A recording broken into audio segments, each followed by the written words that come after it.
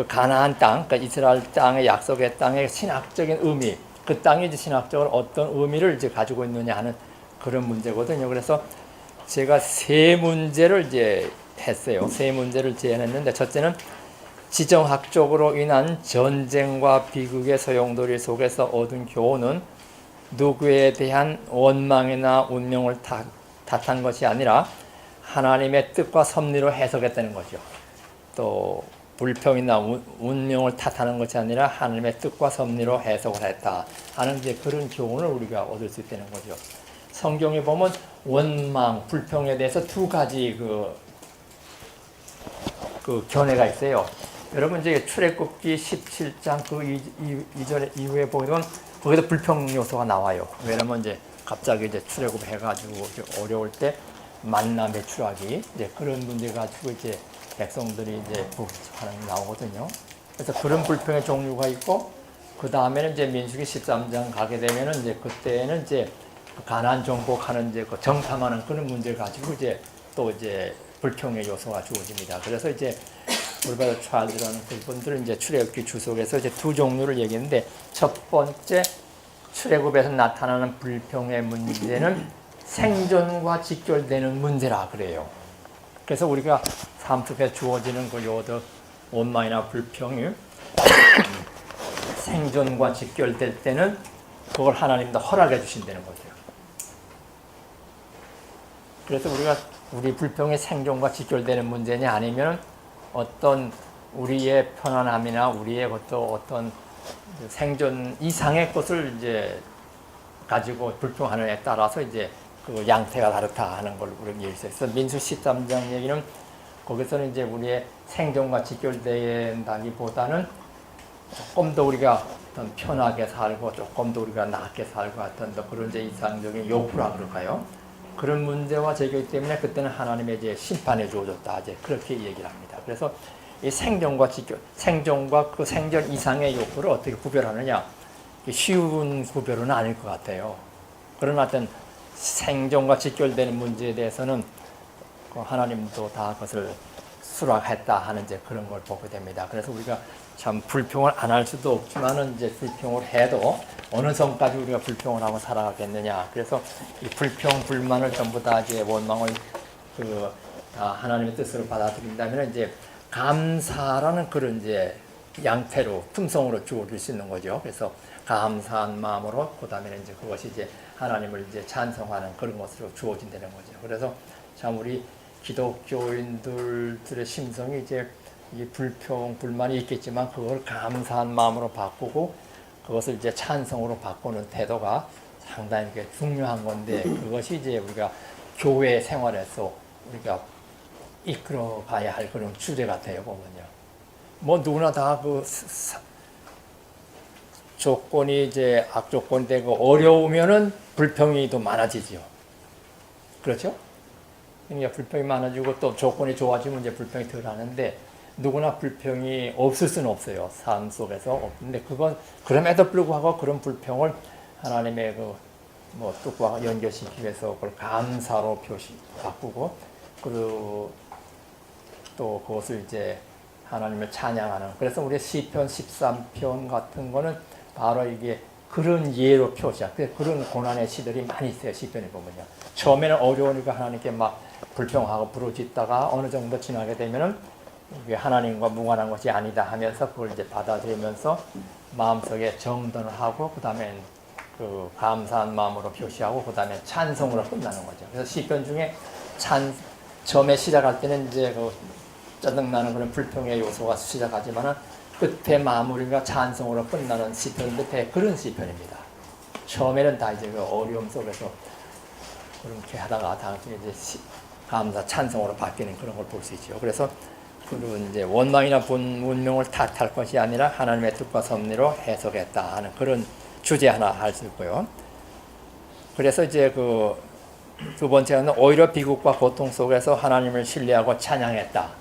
그 말씀대로 하나님을 찬양할 정지까지 나가는 그런 태도. 그래서 시편 13편이 그저 제일 앞에 있는 부분 중에 제일 우리가 쉽게 이해할 수 있는 겁니다. 한번 나중에 읽어보세요. 시편 13편을 쭉 읽어보면서 그 시편이 어떻게 전개되는가 우리가 22편도 그런 것이죠.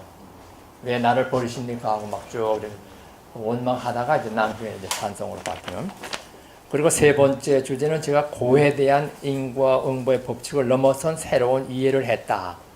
여러분, 우리가 고라는 것을, 고통이라는 것이 인류의 보편적인 그런 이제 현상이기 때문에 어느 종교를 막론하고 다 고통의 문제를 해결하려고 애쓰는 것이 종교의 출발점입니다. 고의 문제를 얘기할 때 첫 번째 과제는 뭔가 하면, 고라는 것은 이제 의인들의 대속적인 희생이다.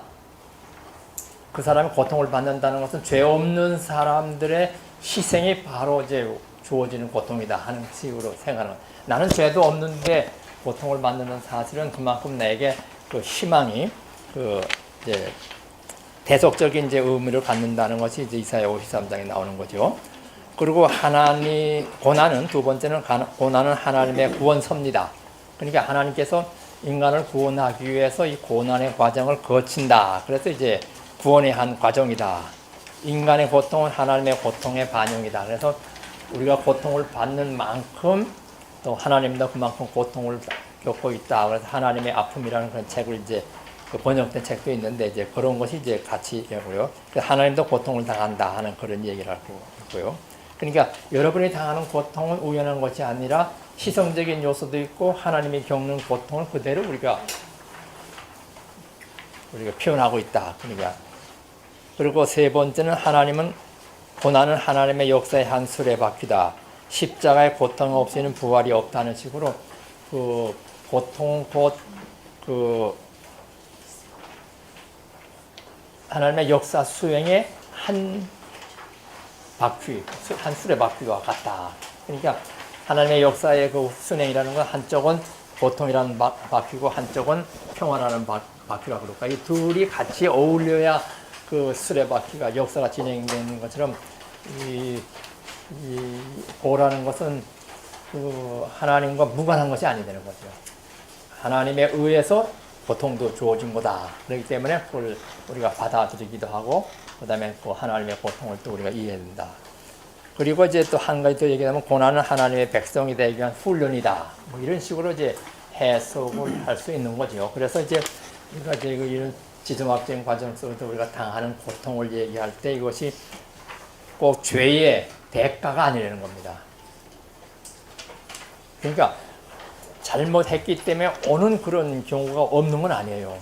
우리 고통을 해석할 때 우리가 예를 들어서 교통사고다 그러면 내가 운전을 잘못했기 때문에 당하는 경우도 없는 건 아니죠. 그러나 이제 여기서 고통이 말할 때는 그런 경우도 있지만은 성경에서 말하는 고통의 문제는 그런 것은 아마 60~70%가 이제 그런 것으로 우리가 인과응보의 법칙에 따른 것이 한 60~70%고 나머지 30~40%는 그것이 없는, 아무 잘못이 없는 당한다는 거죠. 뭐 우리도 버스 타다가 갑자기 버스가 고장나면 탄 사람이야 그 뭐 큰 잘못은 없죠. 잘못이 있다면 하필이면 왜 그 버스를 탔느냐 하는 그런 선택의 문제가 있겠지만 큰 잘못은 없지만 그럼에도 불구하고 당한다는 이제 그런 것에서 보호의 문제를 이제 인과응보의 법칙과 인과응보의 법칙을 넘어선 그런 보호의 해석, 이것이 바로 이제 지정학적인 구조 속에서 이제 배웠다 하는 그런 겁니다. 그래서 여러분이 이제 우리 이스라엘의 지정학적인 구조나 우리의 지정학적인 구조를 보면서 우리가 그 인과응보의 법칙을 따라 이제 당하는 고통도 공통의 문제를 해석할 수 있겠지만 그와 달리 그 범주를 벗어난 그 고난의 문제를 우리가 보면서 그 예수님의 십자가 없이는, 고난의 십자가 없이는 부활이 없다는 것과 같은 맥락으로 이제 그거를 잘 이해하면은 그래도 교회가 조금 조용할 수 있지 않겠는가. 참 우리 교회들이 시끄럽거든요. 시끄러운 것이 이 고통의 문제를 잘 못 해석했기 때문에 누구 때문에 그렇다고 자꾸 얘기를 하는데, 뭐 누구 때문에 그럴 수도 있지만 그럼에도 불구하고 다른 또 뜻도 있지 않겠는가 하면서 이제 그 문제를 쉽게 풀어가는 그런 태도가 참 아쉬운 것 같아요. 그래서 원래 교회라는 거는 그 이상한 사람들이 모이는 거예요.